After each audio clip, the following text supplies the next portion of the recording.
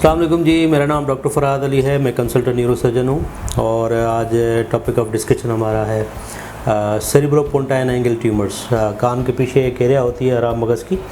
जहाँ पे बहुत सारी नर्व्स राइज होती हैं हराम मगज़ से, जैसे कि कान की समात, चेहरे के ऊपर जो मसल्स होती है उनको कंट्रोल करना, या चेहरे का सुनपन, उसके साथ साथ आँखों की जो ये बॉल आई बॉल की मूवमेंट्स को कंट्रोल करना, और उसके अलावा निगलने में, बात करने में जो ये सारी चीज़ें होती हैं ये नर्व्स कंट्रोल कर रही होती हैं, वो उस एरिया से निकल रही होती है और उस जगह पे बहुत सारे ट्यूमर्स निकलते हैं। दिस इज़ आप कहें कि हम लोग इस चीज़ को अवॉइड करते हैं और इस चीज़ को डिस्कस करना पसंद नहीं करते,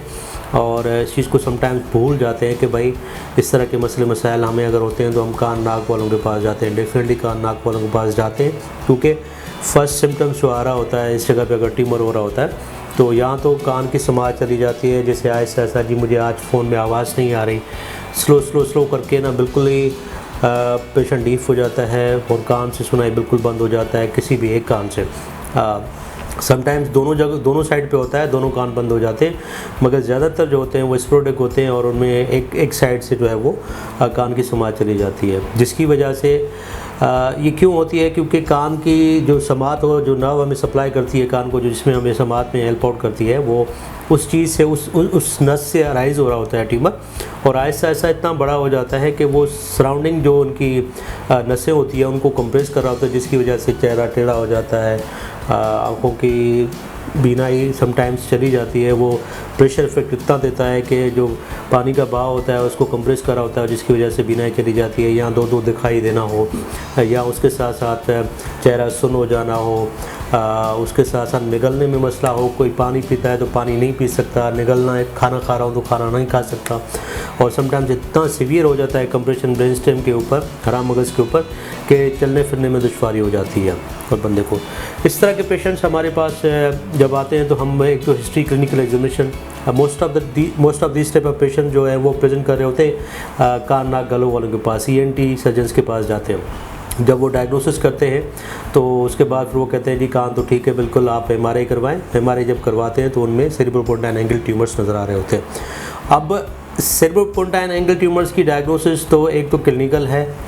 वो जो मैंने आपको बताई, दूसरी है रेडियोलॉजिकल है। रेडियोलॉजी में हम MRI करवाते हैं, MRI में देखते हैं कि 1.5 टेस्ला पे MRI करवाते हैं और देखते हैं कि वो कितनी साइज़ की है। अगर वो साइज़ लेस दैन 3 सेंटीमीटर तो हम उनको ऑपरेट नहीं करते, क्योंकि वो बहुत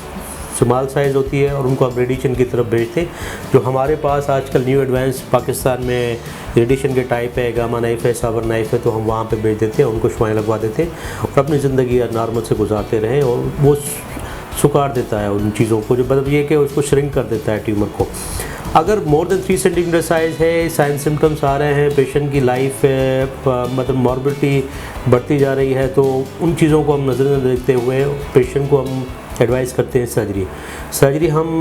करते हैं कान के पीछे वाले हिस्से से,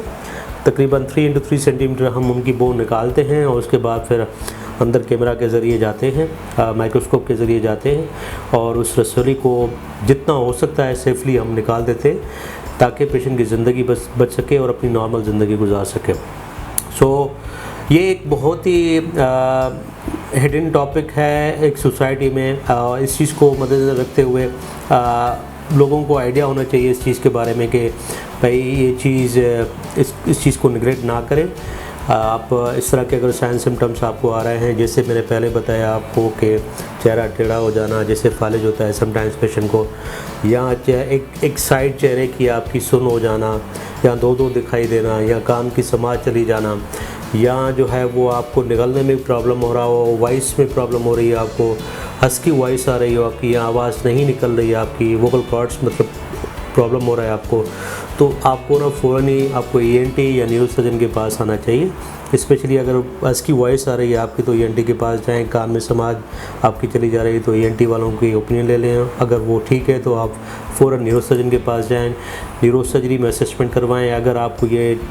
ट्यूमर या कैंसर या रसोली जो भी हम इसको कहें, वो अगर आपको डायग्नोस हो रही है तो आप फ़ौरन आके दिखा लें और उसकी बर वक्त इलाज करवाएं, ताकि आप अपनी ज़िंदगी अपने प्यारों के साथ खुशहाल गुजार सकें।